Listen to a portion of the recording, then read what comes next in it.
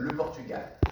Les Pays-Bas, vous voyez, c'est un petit peu particulier, c'est que les Pays-Bas, c'est uniquement si le contrat précise que, enfin le contrat de rupture, enfin, l'accord de rupture précise que c'est à l'initiative de l'employeur. Donc vous voyez déjà qu'on a des notions assez différentes à travers les pays. Chez nous, la rupture conventionnelle, on ne sait pas qui est à l'initiative, en principe, on ne l'écrit pas.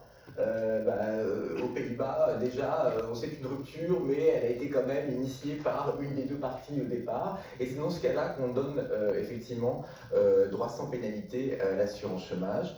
Et au Portugal, c'est uniquement si cette rupture intervient dans le cas d'une restructuration de difficultés économiques. Alors c'est un peu la même notion, parce que si on a des difficultés économiques, on se dit que c'est plutôt l'entreprise qui va initier la demande. Donc on voit qu'on est dans une situation un petit peu particulière également dans ce cas-là.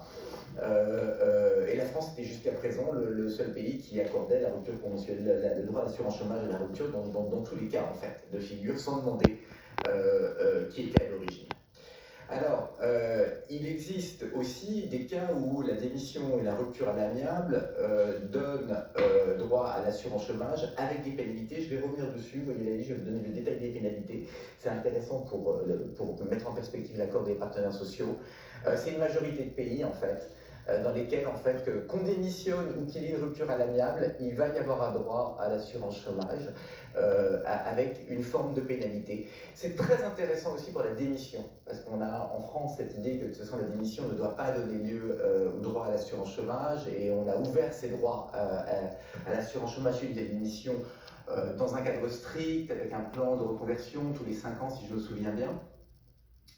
Mais on a des ouvertures qui sont quand même un peu plus larges à l'assurance chômage dans plusieurs pays européens.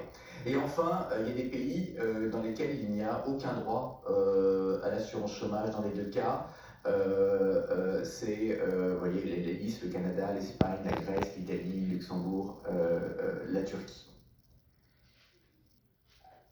Alors, lorsqu'il y a une rupture amiable entre les parties, quelles sont les pénalités? Donc là, j'ai listé, j'ai zoomé sur les pays qui étaient dans le cadran en haut à droite pour essayer de voir dispositif par dispositif quelles étaient les pénalités. Et vous voyez que extrêmement souvent, ce sont des périodes de carence ou ce qu'on appelle des suspensions temporaires du paiement des droits. 12 semaines en Allemagne, de 4 à 52 semaines en Belgique, le plus souvent 8 semaines. Ensuite, en Suisse, une période de 2 mois de suspension, 3 semaines au Danemark, 9 à 10 semaines en Suède, et ensuite des cas qui dépendent de